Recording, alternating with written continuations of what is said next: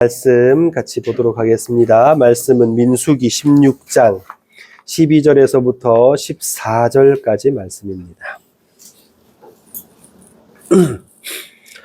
짧은 말씀이기 때문에 12절 제가 읽고 13절 여러분들이 읽고 14절은 같이 읽도록 하겠습니다. 12절 제가 먼저 읽겠습니다. 모세가 엘리압의 아들 다단과 아비람을 부르러 사람을 보냈더니 그들이 이르되 우리는 올라가지 않겠노라. 너를 쫓아가 우리 땅에서 이끌어 광야에서 우리를 하는 어찌 작은 일이기에 오히려 스스로 우리 위에 왕이 되려 하느냐. 같이 하시겠습니다. 이뿐 아니라 내가 우리를 젖과 꿀이 흐르는 땅으로 인도하여 드리지도 아니하고 밭도 포도원도 우리에게 기업으로 주지 아니하니 내가 이 사람들의 눈을 빼려느냐. 우리는 올라가지 아니하겠노라. 아멘. 한 주간 잘 지내셨어요? 몸들은 좀 어떠세요? 좀 다들 건강하십니까? 예, 참 날씨가 오락가락하고 있습니다. 뭐 어느 날은 봄처럼 따뜻해졌다가 어느 날은 또 갑자기 막 영하 8도씩 이렇게 떨어져 버리니까 참 힘든 세월입니다. 여러분들 잘 관리하시고 늘 건강하셨으면 좋겠습니다. 사람이 많이 사용하는 감각이 뭐겠어요? 제일 많이 사용하는 감각. 여러분들 뭐라고 생각하세요? 시각이겠죠. 아무래도 그죠. 시각이 아마 가장 많은 부분을 차지할 겁니다. 얼마나 볼 게 많은지 요즘 시대는 더 그런 것 같아요. 그래서 반에 아이들 학교에 가보면 안경 안 쓴 아이가 거의 없잖아요. 워낙 어릴 때부터 많이 봐놓으니까 전부 눈이 안 좋더라고요. 뭐 풍경도 좋지만 시각적으로 재밌고 즐거운 것들이 정말 많습니다. 특히나 현대인들의 이 시각은 혹사당하는 느낌이 있을 정도예요. 그래서 밤이 되면 저녁이 되면 눈이 아프다고 호소하시는 분들이 되게 많죠. 그런데 만약에 이런 시각을 잃어버린다면 우리의 삶이 어떻게 될까 한번 상상해 보신 적이 있으세요? 내가 만약에 내 시각을 잃어버리게 된다. 그러면 어떤 일들이 벌어지게 될까요?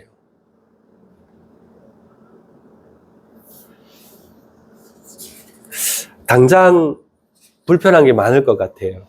만약에 제가 여기서 눈을 만약에 잃는다면 다니는 것부터가 일단은 큰 문제가 되겠죠. 교회 여기 4층까지 올라오고 내려가는 것들이 보통 일이 아니게 될 겁니다. 평상시에는 그게 아무 일도 아니지만 눈을 보지 못한다면 아마 큰 일이 될 거예요. 그리고 현대인들이 누리는 그 좋은 볼 것들을 하나도 보지 못하게 될 겁니다. 심지어는 사랑하는 사람의 얼굴조차도 보지 못하는 상황이 되겠죠. 그리고 그뿐만이 아니라 목숨이 위험한 때도 많을 겁니다. 뭐 건널목 하나만 건너려고 해도 눈이 보이지 않으면 쉽지 않을 겁니다. 그리고 이런 모든 육체적인 것을 다 떠나서 마음으로 느끼는 절망감은 아마 엄청날 거예요. 정말 견디기 힘들 만큼의 절망감을 느끼지 않을까 생각을 해보게 됩니다. 그래서 제가 이 말씀을 묵상하고 난 다음에 오늘 아침에 눈을 뜨면서 일어나면서 참 감사하다는 생각을 했어요. 내가 이렇게 눈을 뜨고 볼 수 있다는 것만 해도 얼마나 감사한 일인가. 이 눈으로 세상을 보며 살아가는 것이 얼마나 큰 축복인가 하는 것을 느꼈습니다. 우리에게 이런 좋은 눈을 주신 하나님께 감사하며 사셨으면 좋겠습니다. 자, 오늘도 계속해서 반역의 이야기를 좀 나누려고 합니다. 내용 전체가 좀 부정적인 내용이라서 모세를 비판하는 내용이고 하나님의 사람을 비판하는 내용이기 때문에 좀 부정적으로 들리실지 모르겠지만 또 이 말씀을 통해서 하나님께서 우리에게 하시는 말씀, 그 음성을 좀 들었으면 하는 생각이 있습니다. 자, 이 이야기를 시작하기 전에 반역에 대해서 먼저 잠시 좀 이야기를 한번 해볼까요? 사전적으로 보면 반역이라고 하는 것은 원래 기존의 국가 권력과 국가를 전복시키고 정복할 목적으로 벌이는 행위를 반역이라고 한다고 합니다. 오늘 우리가 보면 이 성경 말씀에 지난 시간에도 살펴봤지만 고라와 그를 따르는 무리들이 반역을 일으켰다. 제가 그렇게 말씀을 드렸죠. 그런데 이 반역이라고 하는 것은 또 이렇게 말한다고 해서 좀 오해하지 않으셨으면 좋겠는 게 뭐냐면 그들이 대적했던 모세와 아론이 마치 왕처럼 기존의 이스라엘의 권력을 잡고 있었다라고 오해하시면 안 돼요. 모세가 마치 권력자인 것처럼 또는 아론이 제사장으로서 권력자인 것처럼 생각하시면 안 된다는 거예요. 이 두 사람은 권력자가 아니라 종이지요.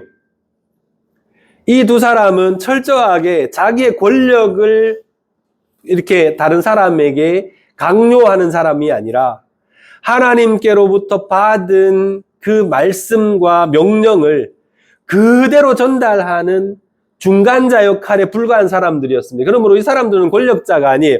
그렇기 때문에 이 사람들에게 반역한 내용이 아닙니다. 여러분 오해하시면 안 됩니다. 이 사람들에게 반역한 내용이 아니에요. 이 반역이라는 말, 성경에는 반역이라는 말이 없지만 제가 왜 반역이라는 단어를 사용했냐 하면 이스라엘을 다스리는 권력과 이스라엘을 다스리는 왕은 있어요. 근데 그 왕이 모세가 아니고 아론이 아니고 누구란 얘기예요? 여호와 하나님이란 얘기입니다. 여호와 하나님이 이 이스라엘을 다스리고 계시는 것이고 그냥 모세와 아론은 그 다스리시는 하나님의 명령대로만 행하는 사람들이에요. 그리고 고라와 그를 따르는 무리들은 알지 못했지만 그들은 모세에 대하여 반역한 것도 아니고 아론에 대하여 반역한 것도 아니고 누구에게 대해서 반역했냐 하면 바로 하나님께 대하여 반역을 일으켰던 겁니다. 그들이 권력을 우리에게 달라라고 하는 것은 하나님에 대한 도전이었어요. 우리도 이런 오류를 범할 때가 있습니다. 하나님의 뜻인데도 불구하고 사람을 대적한다고 생각하는 경우들이 있어요. 우리는 이 부분을 좀 생각해 보셔야 됩니다. 그것이 굳이 목사나 직분자나 이런 사람이 아니라 하나님의 뜻이 아닌데 그것을 내 뜻대로 하려고 내가 주인이 돼서 내가 왕이 되려고 하는 순간 우리는 하나님 앞에 반역하는 겁니다. 그런 관점에서 오늘 이 이야기를 좀 살펴볼 필요가 있습니다. 자, 이제 구체적으로 한번 살펴봅시다. 여러분, 지난 시간에 했던 얘기를 조금 길게 한번 해볼게요. 누가 반역을 일으켰습니까? 누구라 그랬죠? 고라라고 하는 사람. 고라를 중심으로 해서 또 누구요? 루벤 지파 사람이었던 오늘 나오는 다단과 아비람이라는 사람. 이 사람들은 레위 지파가 아니라 루벤 지파, 12지파 중에 한 사람인 그 사람들이었습니다. 그리고 온이라는 사람. 이 사람들이 당을 짓고 그리고 또 이들이 막 이렇게 같이 나쁜 짓을 서로 모의할 때에 같이 동조했던 사람들도 있었습니다. 그들이 누구냐면 이스라엘 총회에서 택함을 받았던 250명의 이름 있는 지휘관들도 그들을 따라 함께 일어났다 그랬습니다. 여러분, 지휘관이 250명이면 그를 따라가는 사람들은 도대체 몇 명이겠어요? 그러니까 이미 이 사람들은 뭐예요? 자기들 나름대로는 큰 세력을 이룬 겁니다. 정치적으로 보면 지지자들이 상당한 거예요. 그리고 그들 중에 우두머리가 누구냐면 바로 이 레위 지파에 속속되어 있던 고라라는 사람이었습니다. 이 고라라는 사람이 왜 우두머리가 됐을까 생각해 보면 되게 간단한 것 같아요. 왜? 이 사람들은 뭘 맡은 사람이에요? 하나님의 말씀을 맡았고 성막을 맡았고 하나님의 일을 하던 사람들이에요. 그렇기 때문에 백성들도 레위인이라니까, 하나님의 말씀을 맡은 사람이라니까, 그리고 하나님을 곁에서 섬기는 사람이라니까 아마 이 사람의 말을 쉽게 따랐을 것 같아요.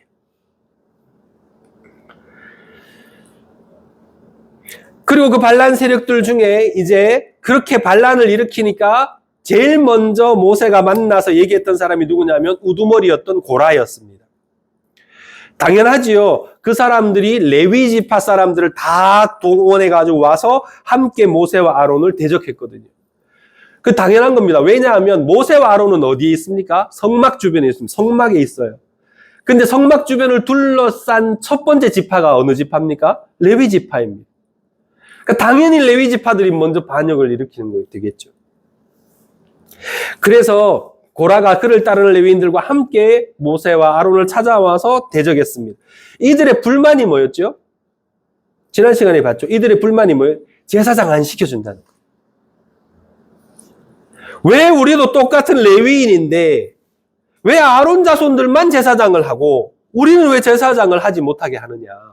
이게 가장 큰 불만이었습니다. 그러면서 드는 핑계가 뭡니까? 온 이스라엘 회중도 다 거룩하고 그리고 하나님께서 그들 중에도 함께 계시는데 왜 너희들이 왕처럼 나서서 니들 마음대로 하냐. 이게 고라가 주장했던 주장이었습니다. 근데 가만히 생각해 보면 이들이 왜 이스라엘 온 회중이 거룩하고 그들 중에 하나님이 계신다는 얘기를 했을까 생각해 보면 이건 대단히 정치적인 수사예요. 이거 무슨 말인지 혹시 아시겠어요? 자기들의 목적은 뭐예요? 제사장을 하고 싶은 거예요. 자기들도 나름 권력을 갖고 싶은 거예요. 그런데 핑계가 뭐예요? 온 이스라엘 백성들이 다 거룩하다. 그 말은 뭐예요? 이스라엘 백성들을 정치적으로 자기들 편으로 끌어들이려고 하는 정치적 수사인 거예요. 그리고 하나님이 그들 중에도 계시지 아니하냐. 너희들에게 계시는 하나님이 그들 중에도 계시지 아니하냐. 이것도 마찬가지예요. 다 똑같은데 뭐. 그러니까 모든 백성들이 다 똑같다. 이렇게 얘기하는 겁니다. 그러면서 너희들은 왜 너희들 스스로를 높이느냐 문제 제기를 하거든요. 왜 이런 얘기를 한다고요? 자신들이 제사장이 되고 싶어서 하는 얘기예요. 고라가 늘어놓는 이런 이야기는 꽤나 설득력이 있고 사람들도 좋아할 만한 이야기였습니다. 나도 모세처럼 거룩하고 여호와께서 나와 함께 하신다는 말은 참 듣기 좋아요. 그렇지 않나요? 특히 제사장을 하고 싶은 레위인들은 크게 호응을 해주고 동조해 주었을 겁니다. 맞아, 우리도 거룩한 사람들이야. 맞아, 우리도 제사장 할 수 있어. 우리도 하나님 함께 하시잖아. 라고 하고 있는 거거든요. 그런데 이스라엘 사람들, 특히나 이 레위인들이 듣기 좋아했던 이 말이 사실은 뭐예요? 잘못된 길로 이끄는 말이었습니다. 듣기는 좋았을지 몰라도. 사람을 교만하게 만드는 말들이었어요. 그리고 성경 말씀을 보면 하나님이 주셨던 그 귀한 레위인의 직분을 하찮게 여기게 만드는 그런 말이었습니다. 여러분도 잘 아시는지 모르겠지만 교만은 뭐다 이렇게 옛날에 그런 말씀 많이 했는데 교만이 뭐다? 패망의 지름길이다. 네, 잘 아시네요. 저희 집에도 크랗게 이렇게 글씨를 써가지고 이렇게 붙여놨었어요. 저희 아버지가. 집에 들어가면 항상 교만은 패망의 선봉이다. 고라와 그를 따르는 사람들은 자신들이 모세를 거스르는 것이 아니라 하나님을 거스르고 있다는 사실을 알지 못했습니다. 여러분, 이것이 지난 시간에 우리가 함께 살펴보았던 내용입니다. 자, 모세는 고라와 이야기를 마친 후에 고라를 설득하고 너희들이 너무 지나치다라고 얘기하고 그 다음에 또 반역을 일으킨 다른 사람들을 불러 올리려고 합니다. 그 사람들이 누구냐 하면 오늘 나오는 다단과 아비람이었습니다. 이 사람들은 진에서 멀리 떨어져 있는, 그러니까 진 바깥쪽에 거주하는 사람들이었기 때문에 사람들을 보내서 이 사람들을 불러오려고 모세가 사람을 보냈습니다. 그런데 그 사람들에게 다단과 아비람이 했던 말이 오늘 우리가 읽었던 그 본문의 말씀입니다. 자, 이 사람들이 하려고 하는 말의 핵심은 되게 간단합니다. 이렇습니다. 왜 모세 당신이 시키는 대로 우리가 해야 됩니까? 올라오라면 올라가고 내려가라면 내려가야 됩니까? 당신이 왕입니까? 왕이 아니니까 우리는 시킨 대로 하지 않을 거예요 라고 얘기하는 거예요. 고라의 말과 되게 일맥상통하는 면이 있습니다. 모세 당신처럼 나도 거룩하고 하나님이 당신과 함께 하시듯이 나와 함께 하시기 때문에 그러므로 나한테 이래라 저래라 하지 마십시오라는 얘기예요. 당신은 왕이 아닙니다. 이렇게 얘기하고 있는 거예요. 그러면서 14절의 마지막 부분에 보면 이렇게 얘기하죠. 내가 이 사람들의 눈을 빼려느냐 이 얘기를 하죠. 갑자기 뜬금없이 눈 빼는 얘기를 합니다. 왜 이 얘기를 했을까? 이 부분을 히브리 성서 원문을 보면 눈을 꿰뚫으려고 하냐 이렇게 되어 있습니다. 이 부분을 다시 좀 쉽게 우리나라 말로 옮기면 눈을 멀게 해서 노예처럼 부리고 싶으냐 이런 얘기예요. 네가 왕 되고 싶냐 이런 얘기죠. 쉽게 말하면. 여러분, 모세는 백성들의 눈을 멀게 하려고 한 적이 없습니다. 모세는 백성들을 노예로 삼고자 한 적도 없습니다. 오히려 모세는 이스라엘 백성들이 하나님을 더 잘 보고 그들이 처한 상황을 보다 정확하게 볼 수 있게 하려고 노력했습니다. 또 그렇게 부르짖고 그렇게 말하고 그렇게 지도했습니다. 그러나 이미 이 반역의 무리들의 눈은 멀어 있었습니다. 귀도 안 들리고 보이지도 않았어요. 여러분, 이 사람들을 보면서 제가 요즘 시대에 성도들, 교인들에 대한 생각을 좀 많이 하게 됐어요. 혹시 또 이 얘기를 듣고 시험 드시는 분은 없기를 바랍니다. 여러분들 아실지 모르겠지만 한 20년 전 정도부터 한국 교회에 목회라고 하는 개념이 많이 사라져 가고 있어요. 그리고 대신 유튜브의 쇼호스트처럼 무슨 연예인 같은 목사님들이 많아지고 있어요. 뭐냐 하면 사람들이요, 예를 들어 신방을 가서 내지는 찾아 만나보고 어떤 집사님이 문제가 있거나 어떤 성도가 문제가 있어서 찾아가서 목사님이 하나님 말씀대로 사셔야 됩니다. 이렇게 하시면 안 돼요. 라고 말을 하면 받아들이지 않습니다. 거부해요. 쥐가 뭔데 내 생활을 건드리냐는 거예요. 그리고 찾아오는 것 자체를 아예 거부해버립니다. 말 듣는 것 자체를 아예 거부해버립니다. 개인적 관계를 맺는 것 자체를 거부해버려요.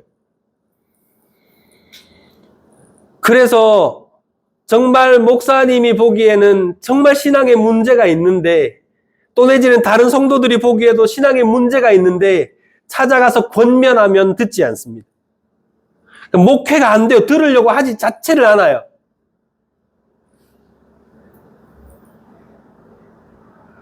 전부 내 삶에는 간섭하지 말라고 합니다. 그러면서 이분들은 뭐 해요? 자기가 좋아하는 목사님을 쫓아다닙니다. 자기가 보기 좋고 듣기 좋은 말을 하는 사람들만 쫓아다닙니다. 우리 집 사람이 가끔씩 그런 얘기를 해요. 여보, 화장 좀 하면 안 돼? 라는 얘기를 해요. 왜 목사가 화장을 하냐? 내가 물어보면 그래야 성도들 보기 좋지 라는 얘기를 해요. 그리고 유튜브 이거 하잖아요. 저도 보면서 깜짝깜짝 놀랍니다. 제 얼굴 보면서. 와, 내가 저렇게 시커맸나? 는 생각을 해요. 그래서 요즘 팩을 좀 얹고 자고 있습니다.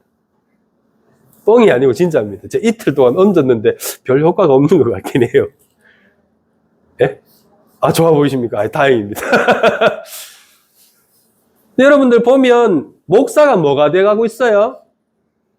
목사가 연예인처럼 돼가고 있어요. 설교가 뭐처럼 돼가고 있습니까? 스탠딩 개그처럼 돼가고 있어요. 성도들 웃겨야 돼요. 성도들 재밌게 해줘야 돼요. 그러면서도 뭔가 감동적인 내용도 있어야 돼요. 여러분, 그게 전부 하나님 말씀 맞아요? 난 이런 거 한번 생각해 볼 만한 문제라고 생각해요. 목회자가 강단에 서서 여러분 좋은 말만 하면 진짜 목회자입니까? 여러분, 성도들이 듣기 좋은 얘기, 성공한 얘기, 예? 복 받은 얘기, 성도들이 그냥 보고 와 하는 얘기, 이런 얘기만 하는 게 설교 맞아요? 그게 진짜 하나님 말씀 전하는 건 맞습니까?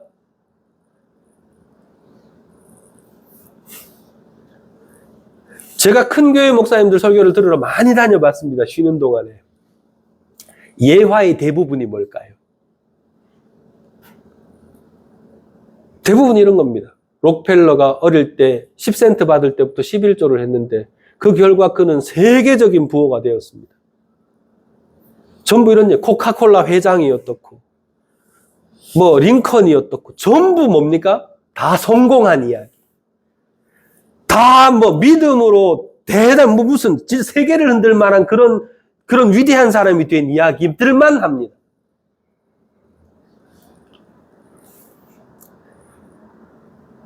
여러분, 정말로 여러분 그것이 하나님의 뜻일까요? 여러분이 다 록펠러 되는 게 하나님 뜻일까요? 여러분이 다 링컨 되는 게 하나님 뜻일까요?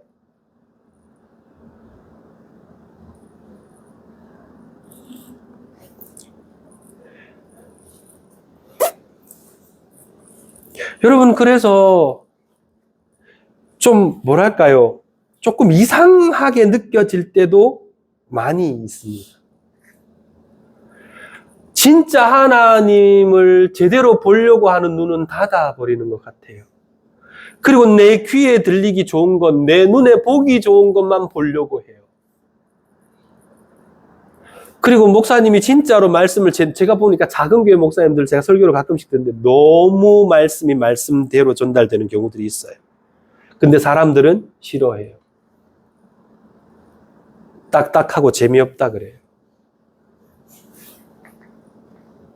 심지어 자기 교회 목사님 보고 설교 못한다고 구박하는 정도도 있어요. 진짜입니다. 뻥 아닙니다. 물론 목사님들도 문제 많습니다. 우리나라 교회 목사님들 80%가 자기는 우리나라에서 설교 제일 잘한다고 생각한답니다. 그것도 문제지요.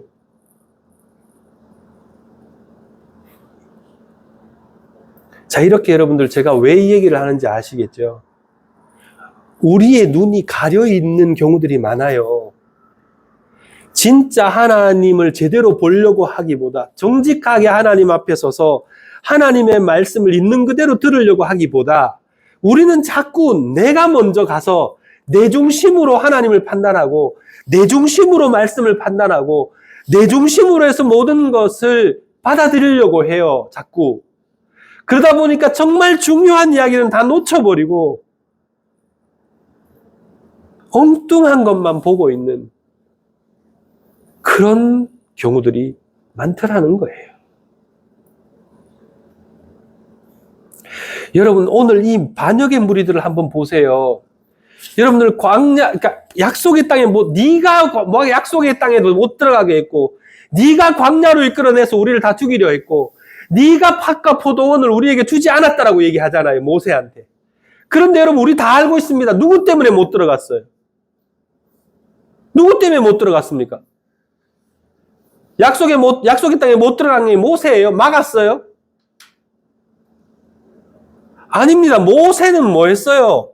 모세가 처음에는 정탐꾼을 보내서 가려고 정탐꾼을 보냈는데 이들이 그 정탐꾼의 보고를 듣고 지레 겁먹고 하나님이 우리를 다 죽이시려나 보다. 차라리 애굽으로 돌아가자. 모세도 그치 기쁘고 이렇게 된 거잖아요. 자기들의 허물이에요. 자기들이 잘못해서 못 들어간 거예요. 죄악은 자기들이 저지른 거예요.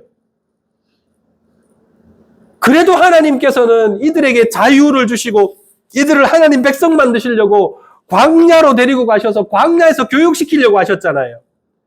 하나님의 뜻은 그거였어요. 광야에서 그냥 진짜 생고생하게 만들려고 한 게 아니잖아요. 하나님 먹을 거 다 주셨잖아요. 입을 거 다 주셨잖아요. 하나님이 모든 하나님의 뜻대로 말씀대로 그들을 양육하기 위해서 변화시키기 위해서 그들을 광야로 데리고 가신 거잖아요. 그런데 이 사람들은 뭐라 그래요? 우리를 죽이려고 하느냐 그래요. 죽이려면 벌써 진작에 2번이나 죽였어요. 모세가 막아서 그랬지. 이들은 눈이 멀었어요. 뭘 못 봐요? 자기 자신의 허물을 못 봐요. 다 남 탓하고 있잖아요. 실제로 못 들어간 거, 밥과 논을 못 받은 거, 그들이 약속의 땅에 못 들어간 거 다 자기 탓이에요. 자기 탓. 그런데 자기들의 허물은 요만큼도 안 보이고 죄 없는 모세와 아론만 탓하고 있는 거예요. 눈이 멀어버린, 눈이 멀어버린.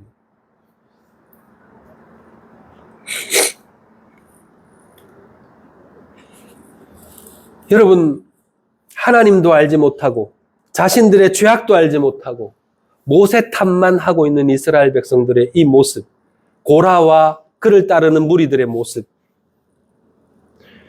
여러분, 이들이 이렇게 반역하고 모세를 대적하고 이럴 때 여러분들 뭐 먹은 힘으로 이거 했겠어요? 아침에 내려주신 만나 먹고 이지 됐을 거예요. 틀림없이. 하나님이 얼마나 이들을 사랑하시는지를 매 끼니마다 보여주시잖아요. 하나님이 얼마나 사랑하시는지를 눈만 들어서 구름 기둥과 불 기둥만 봐도 알 수 있잖아요. 하나님이 그들을 떠나지 않으셨다는 것을, 하나님이 그들을 버리지 않으셨다는 것을 그냥 온몸으로 체험하고 있잖아요, 지금 이 사람들. 그런데도 그들은 뭘 못 봐요? 하나님을 못 봐요. 웃기잖아요? 하나님 주신 양식을 먹으면서 하나님을 못 봐요. 하나님의 인도하심을 받고 있으면서도 하나님을 못 봐요. 너무 웃기잖아요. 그토록 보여주시고, 모세가 그토록 가르치고, 그렇게 하나님의 뜻을 보여줘도 그들은 거기에는 눈을 감고 거기에는 귀를 닫아버리는 거예요. 그저 자기가 보고 싶은 것만 보고, 그저 자기가 생각하고 싶은 것만 생각하고, 그저 자기가 듣고 싶은 것만 듣는 거예요. 그래서 하나님과 모세의 말은 들리지 않았고, 고라의 그 말, 너희들 안에도 하나님이 있어, 너희들도 거룩한 사람들이야 라고 하는 그 말만 귀에 쏙쏙 들어오는 거예요. 틀린 말 아니지만 그럼에도 불구하고 그것이 바로 하나님께 대적하는 말이었다는 거예요. 이 진짜 심각한 거예요.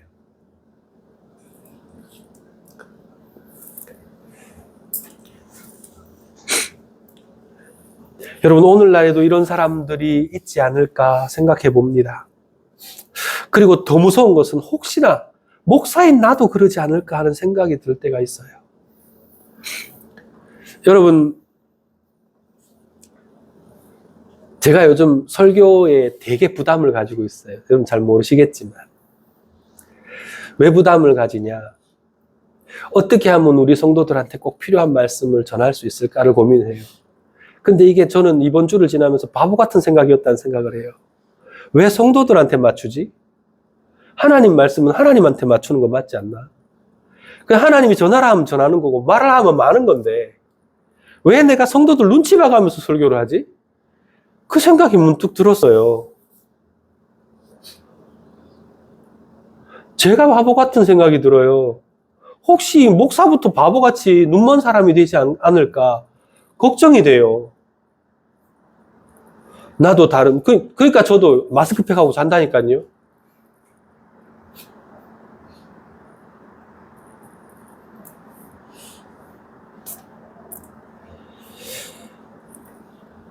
여러분, 눈먼 사람에는 두 종류가 있습니다. 잘 아시죠? 육신적인 눈먼 사람이 있고 영적인 눈먼 사람이 있습니다. 육신적인 눈먼 사람, 진짜 앞에서도 우리 생각해봤지만 고통스럽고 힘들고 정말 고난의 삶이고 많은 것을 포기하고 살아야 되는 삶이죠. 그런데 여러분, 사실은 눈먼 사람들 중에는요, 영적인 눈은 오히려 더 또렷하게 뜨시는 분들도 많이 있어요.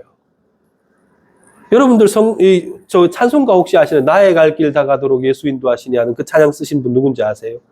화니 크로스비라고 하는 미국의 유명한 청교도이었습니다. 이분은 난지 6주 만에 의사가 감기 치료하다가 약물을 잘못 쓰는 바람에 그때부터 맹인이 됐어요. 난지 6주 만에. 그리고 1개월 됐을 때 아버지가 돌아가셨어요.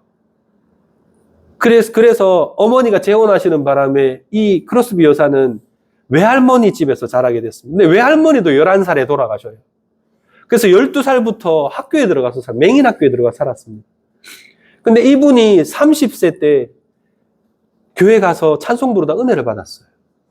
그래서 그때부터 찬송시를 짓기 시작했는데 그분이 지은 찬송시가 9,000편 정도 돼요. 그 중에 20편이 우리 찬송가에 실려 있습니다. 뭐 대표적으로 나의 갈 길 다가도 웬 말인가 그런 찬양이 있죠. 웬일인가 내 형제요, 뭐 이런 찬양. 그 찬양도 그분이 지으셨고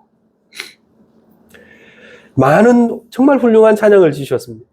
이분은 그렇게 맹인이 되었기 때문에 오히려 자기는 하나님을 만났다고 고백을 해요. 눈이 보이지 않았기 때문에 우리 영적인 눈을 열 수 있었다고 얘기를 해요. 그래서 하나님을 더 붙들 수 있었고, 그래서 하나님을 더 또렷하게 볼 수 있었고, 그래서 영적인 현실에 대해서 오히려 더 분명하게 볼 수 있게 됐다 그랬어요. 그래서 남아있는 그분이 95세까지 사셨는데 65년을 감사와 찬양으로 사셨어요. 눈먼 사람이. 우리가 생각할 때는 불행해 보이고, 우리가 생각할 때는 그분만큼 불행한 사람도 없다는 생각이 들지만, 그분은 죽을 때까지 행복하게 사셨고, 95세에 돌아가실 때도 자기 전 재산을 불우한 이웃을 위해서 기부하고 돌아가셨어요.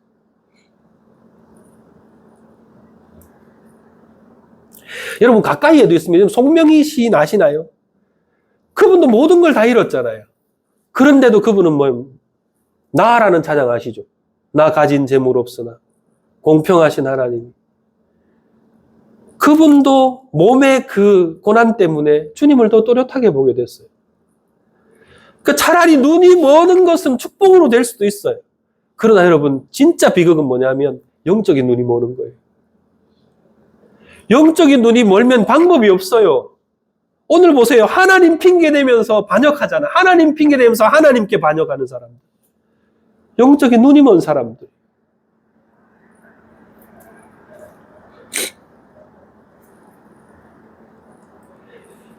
여러분 이들은 하나님을 보지 못했기 때문에 뭐도 안 보이냐면 자신들의 죄악도 안 보이는 거예요. 하나님을 정말로 제대로 바라보는 사람은요. 자기 자신의 부족함이 보여요. 나도 혹시 하나님의 말씀에 나도 혹시 모자라지 않을까? 나도 부족하지 않을까? 자신을 먼저 돌아보게 됩니다. 그런데 그렇게 하나님을 보지 못하면 자신도 보이지 않고 자신의 죄악도 알지 못하고 그래서 결국은 자기도 모르는 사이에 하나님을 대적하다가 멸망의 길을 가게 되는 것입니다. 오늘 본문에 등장하는 이 나단과 아비람이 바로 그런 경우지요. 그들은 이스라엘의 왕이 하나님이시라는 것을 보지 못했습니다. 모세가 왕이 되려고 한다는 그 믿음만 가지고 있었죠. 그래서 모세에게 대적하려고 일어났다가 하나님의 징계를 받게 되는 겁니다. 누가복음 6장 39절에 이런 말씀이 나옵니다. 또 비유로 말씀하시되 맹인이 맹인을 인도할 수 있느냐? 둘이 다 구덩이에 빠지지 아니하겠느냐? 고라도 맹인이었고 그를 따르는 무리도 맹인이었습니다. 그들은 하나님을 보지 못했고 그래서 그들은 자신들의 허물도 보지 못했고 그래서 결국은 하나님을 대적하다가 멸망의 길을 가게 되는 것입니다. 저도 정말 잘 해야 되겠다는 생각이 들어요. 제가 고라면 여러분 어떻게 하시겠어요? 제가 고라면 여러분 큰일 난 거예요. 에? 저도 고라가 되지 않기 위해서. 그리고 목사가요, 바보라도요, 성도님들은 하나님을 제대로 만나셔야 돼요.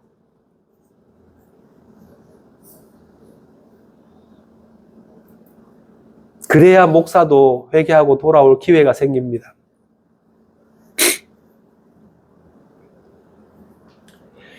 고라와 그를 따르는 무리들은 정말로 헤어나오지 못하는 구덩이에 빠져버렸습니다. 자, 이제 우리 자신을 한번 생각해 봅시다. 우리는 우리에게 말씀하시는 하나님을 볼 수 있어야 합니다. 말씀이 하나님의 말씀으로 들리지 않는다면, 그래서 말씀하시는 하나님을 만나지 못한다면 우리의 인생은 불행한 인생일 것입니다. 우리는 우리 삶에 역사하시는 하나님을 보아야 합니다. 우리 삶에 일어나는 수많은 일들 속에 역사하시는 하나님의 손길을 볼 수 있어야 합니다. 우리에게 일어나는 모든 좋은 일도 또 반대로 좋지 않은 일조차도 모두 우리를 사랑하시는 하나님의 손의 역사입니다. 거룩하고 온전하신 하나님이 보이면 그러면 우리는 우리 자신의 죄악과 허물도 볼 수 있게 됩니다. 그리고 우리 자신이 죄인이라는 것을 인정하게 되면 우리가 얼마나 큰 은혜 가운데 살아가는지를 알 수 있게 됩니다. 그리고 그러한 깨달음과 그러한 하나님 주시는 은혜가 있으면 그때부터 사람이 생각이 바뀌고 행동이 바뀌고 말이 바뀝니다. 선한 일을 힘쓰고 또 그렇게 선한 일을 하다가 고난을 당한다 할지라도 그 고난 중에도 감사할 수 있고 찬송할 수 있는 그런 사람으로 바뀌게 되는 것입니다. 여러분 얼마나 복된 인생입니까? 어찌 보면 저를 포함한 우리는 다단과 아비람처럼 살아왔을지도 모르겠습니다. 우리 자신이 왕이 되어서 하나님의 뜻도 거절하고 말씀도 거절하고 내 행복과 내 만족을 추구하면서 살아왔는지도 모르겠습니다. 그러나 이제 하나님은 우리에게 눈을 뜨라고 말씀하십니다. 그리고 하나님을 보라고 말씀하십니다. 우리의 허물과 죄악을 보고 회개하고 돌아오라고 말씀하십니다. 그저 의무적으로 하는 것이 아니라, 그냥 대충 하는 것이 아니라, 습관적으로 하는 것이 아니라 참된 나 자신의 모습을 보고 나의 허물을 보고 주님 앞으로 돌아오라고 하시는 겁니다. 하나님 안에서 하나님의 백성다운 새로운 삶을 시작하라고 말씀하십니다. 더 이상 나단과 아비람처럼 살지 맙시다. 하나님께서 우리 삶의 왕되심을 인정하고 그렇게 고백하며 살아갑시다. 왕이신 하나님의 뜻대로 사는 우리가 되기를 원합니다. 하나님께서 우리에게 복된 삶으로 채워주실 것입니다. 우리 같이 기도하시겠습니다.